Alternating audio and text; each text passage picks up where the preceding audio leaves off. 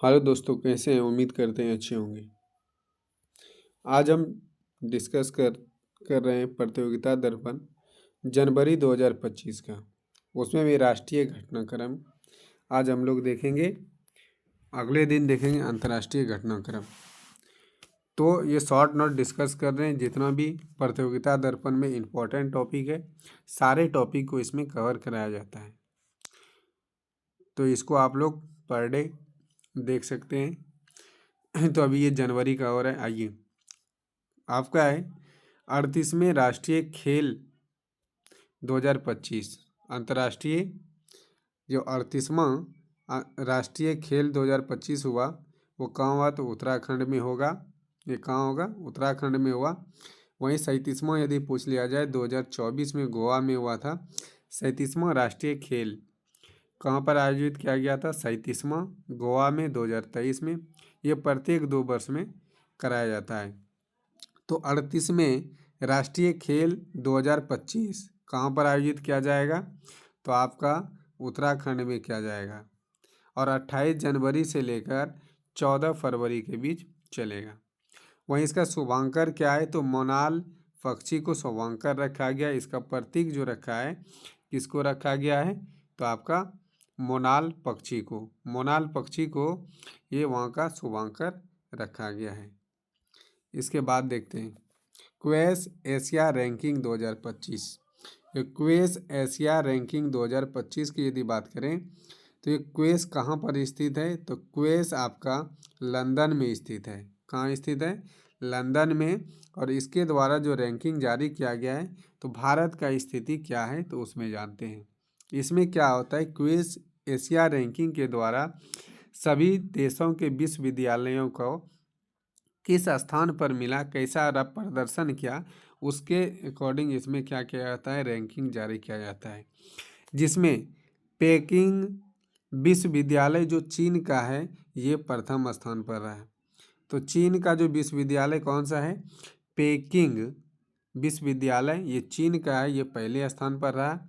वहीं दूसरे स्थान पे यदि बात करें तो हांगकांग विश्वविद्यालय रहा। वहीं भारत की स्थिति देखें तो भारत का 162 विश्वविद्यालय इसमें भाग लिए थे, जिसमें भारत का स्थान 44वें स्थान पे जो है आईआईटी मुंबई का रहा। आईआईटी दिल्ली का ये 44वें स्थान पर रहा। यानी पूरे भारत देश की यदि बात करें, पूरे विश्व में कितने स्थान पे रहा? तो 44वें स्थान पर। वो कौन सा विश्वविद्यालय? आईआईटी दिल्ली विश्वविद्यालय है। यदि वहीं पर बात करें कि भारत का पहला यानी पहले स्थान पर भारत का कौन सा विश्वविद्यालय है? तो आईआईटी दिल्ली विश्वविद्यालय आपका भारत के पहले स्थान पर है। तो इसमें आप देखें कि क्यूएस आपका कहाँ पर स्थित है? लंदन में स्थित है। और ये रैंकिंग जारी किया, जिसमें पहले स्थान पे चीन का पेकिंग विश्वविद्यालय है। हांगकांग दूसरे स्थान पर। भारत का कुल कितने विश्वविद्यालय शामिल हुए थे? तो 162। और उनमें से पूरे देश यानी पूरे विश्व में बात करें तो अपने भारत देश का रैंकिंग 44वें स्थान पर रहा। और 44वें स्थान पर कौन रहा? तो आईआईटी दिल्ली रहा। वहीं पहले स्थान पर भारत का यदि पूछ लिया, भारत का कौन सा विश्वविद्यालय पहले स्थान पर रहा? तो आईआईटी दिल्ली हो जाएगा। आइए इसके बाद देखते हैं टाइगर रिजर्व। ये बहुत इम्पोर्टेंट है। तो आपका टाइगर रिजर्व की बात करें तो 56वां टाइगर रिजर्व। तो 56वां टाइगर रिजर्व कौन सा बना? तो गुरु घासीदास। ये गुरु घासीदास किस राज्य में स्थित है? तो आपका छत्तीसगढ़ में स्थित है। और ये देश का सबसे बड़ा यानी बड़े की स्थिति के अकॉर्डिंग देखें तो ये तीसरे स्थान पे यानी तीसरा सबसे बड़ा टाइगर रिजर्व बन गया है गुरु घासीदास।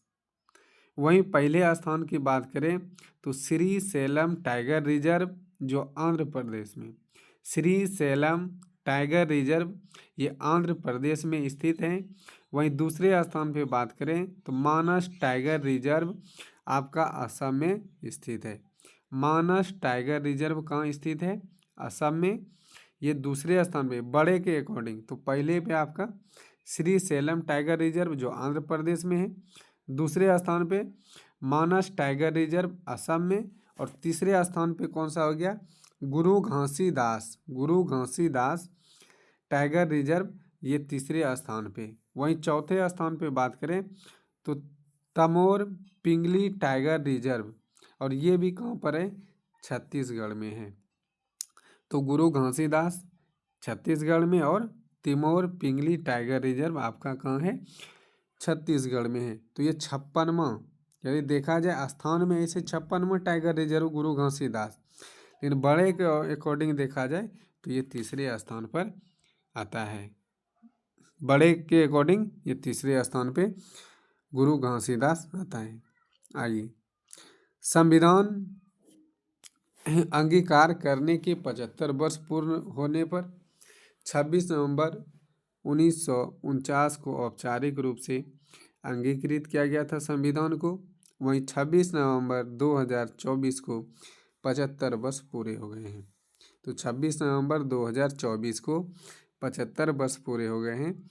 तो इसके लिए संसद में क्या कहा गया है, तो हमारा संविधान हमारा स्वाभिमान कार्यक्रम चलाया गया। तो कैसा कार्यक्रम चलाया गया, हमारा संविधान हमारा स्वाभिमान कार्यक्रम चलाया गया। वहीं यदि बात करें तो उसी संसद में ही इस बात के दौरान 2 पुस्तक का विमोचन किया गया। 2 पुस्तक का विमोचन किया गया। तो उस दोनों पुस्तक का नाम क्या है, तो पुस्तक का नाम है भारतीय संविधान का निर्माण एक झलक। भारतीय संविधान का निर्माण एक झलक। वहीं दूसरे किताब का नाम बात करें तो भारतीय संविधान का निर्माण एवं उसकी गौरवशाली गाथा। तो इस प्रकार से ये 2 पुस्तक का नाम क्या है, याद रखना है कि भारतीय संविधान का निर्माण एक झलक, भारतीय संविधान का निर्माण एवं उसकी गौरवशाली। यदि बात करें तो ये 2 पुस्तक हो गया, और ये कहाँ पर, संसद में रखा गया था। हमारा संविधान हमारा स्वाभिमान कार्यक्रम आयोजित किया गया था। चलिए इसके बाद देखते हैं और क्या हुआ था इसके तहत कि संस्कृत और जो संविधान की यदि बात करें तो संविधान का जो ट्रांसलेट कराया गया तो 2 भाषा में, और पहले अंग्रेजी और हिंदी में था, अभी वर्तमान में फिर से संस्कृत और मैथिली में कराया जा रहा है। अभी जो है संस्कृत और मैथिली में कराया गया है, यानी इसका ट्रांसलेशन किसका, तो संविधान का। तो ये दोनों भाषा को याद रखना है, संस्कृत और मैथिली। तो इससे हम लोग जानते हैं कि संविधान में केमी अनुसूची में, संविधान के केमी अनुसूची में भाषा शब्द का प्रयोग क्या है, यानी भाषा किस भाषा से संबंधित है। जो 22 भाषा है, तो आप लोग कमेंट बॉक्स में लिखिएगा, केमी अनुसूची में ये वर्णित है। और 22 भाषा कौन कौन सा, एक बार उसको आप लोग देख सकते हैं। आइए, इसके साथ साथ यदि बहुत सारे कुछ स्तंभ पर भी चर्चा किया गया, तो बोला वर्ष भर संचालित जो किया जा रहा है, तो किस पर किया जा रहा है, तो वो चीज़ें हैं संविधान की प्रस्तावना, अपने संविधान को जाने, संविधान का निर्माण, और संविधान की महिमा उत्सव क्या है, किस तरह से है, इसके बारे में जानने के लिए 4 स्तंभ पर केंद्रित गतिविधि वर्ष भर संचालित किया जाएगा। तो संविधान की प्रस्तावना, तो प्रस्तावना इम्पोर्टेंट हो जाता है, प्रस्तावना हम लोग को पढ़ना है। वहीं अपने संविधान को जाने, और संविधान निर्माण, यानी संविधान निर्माण की प्रक्रिया क्या है, उसको भी हम लोग को पढ़ना पड़ेगा। वहीं संविधान की महिमा क्या है, उसका उत्सव करने का मतलब है संविधान दिवस के तौर पर क्या कैसे मनाया जाता है, तो उसके बारे में भी हम लोग को जानना है। तो ये 4 गाथा उसमें दिया गया था जो हमने बताया। और भारत अपना लक्ष्य विकसित होने का 2047 तक रखा है। तो भारत 2047 तक विकसित बनने के कगार पर है, और ये अपना लक्ष्य तय किया है। तो विकसित भारत कब तक हो जाएगा, तो 2047 तक। वहीं लंबी दूरी की पहली हाइपरसोनिक मिसाइल का परीक्षण किया जा रहा है। हाइपरसोनिक मिसाइल, तो ये किसके द्वारा किया जा रहा है, तो DRDO के द्वारा। हाइपरसोनिक मिसाइल किसके द्वारा परीक्षण किया जा रहा है? DRDO के द्वारा। ये उड़ीसा राज्य के अब्दुल कलाम द्वीप, उड़ीसा के अब्दुल कलाम द्वीप से यह परीक्षण किया जाएगा। तो जानते हैं कि ये हाइपरसोनिक मिसाइल किसके द्वारा? DRDO के द्वारा उड़ीसा के अब्दुल कलाम द्वीप से किया जाएगा। और इसका स्पीड जो होगा वो कितना होगा? ध्वनि के 5 गुना ज़्यादा तेज होगा। तो ध्वनि का स्पीड कितना है निर्वात में, आप लोग कमेंट बॉक्स में ज़रूर बताइएगा। और इससे जुड़े कुछ तथ्य को देखते हैं। तो ये ऐसा मिसाइल होगा जो क्रूज बैलिस्टिक मिसाइल, ये दोनों तरह का होगा। एक क्रूज भी होगा और बैलिस्टिक, दोनों प्रकार का मिसाइल होगा। ये ज़मीन, पानी, हवा तीनों जगह पर सटीक निशाना लगा सकता है। ये सुपरसोनिक मिसाइल का परीक्षण उड़ीसा में किया जा रहा है, जो 2 प्रकार का होगा। कैसा? एक क्रूज और बैलिस्टिक, दोनों उसमें दोनों का संयुक्त रूप होगा, जो कि ज़मीन, पानी, हवा तीनों जगह से सटीक निशाना लगा सकता है। तो आइए साइंस एंड टेक से क्वेश्चन था, और ये साइंस एंड टेक से और जुड़ा हुआ है। तो GSATN2 का सफल परीक्षण किया जा रहा है, यानी सफल परीक्षण किया गया GSATN2। ये किसके द्वारा? तो स्पेस एक्स के द्वारा फाल्कन 9 के जरिए किया जाएगा। स्पेस एक्स फाल्कन 9 के द्वारा किया जाएगा।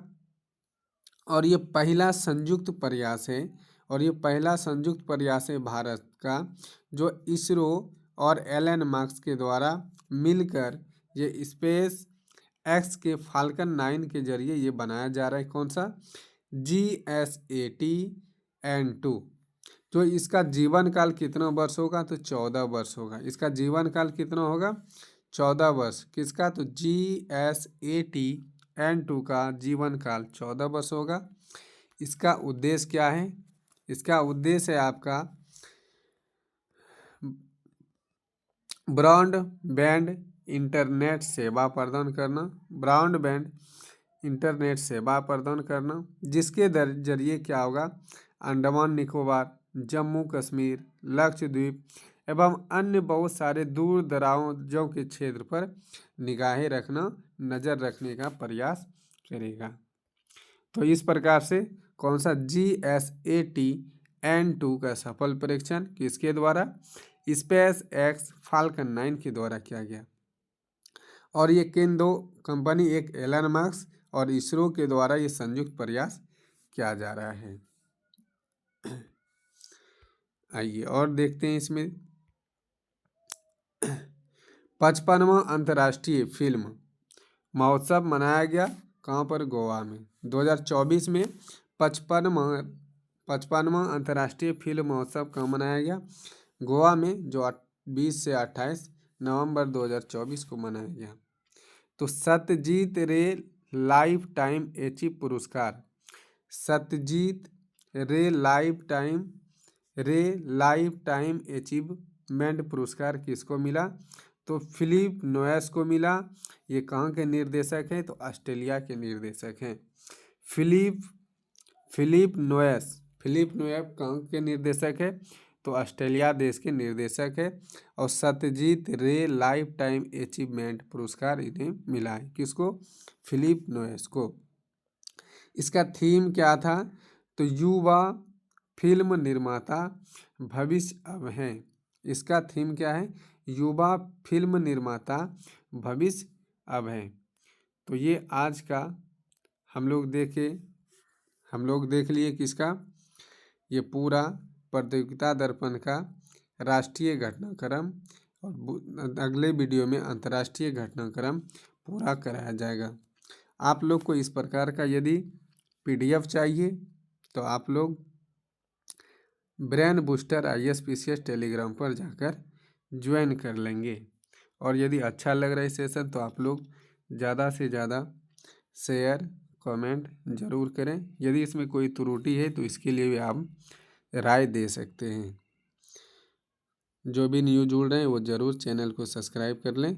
आज के लिए इतना ही, धन्यवाद।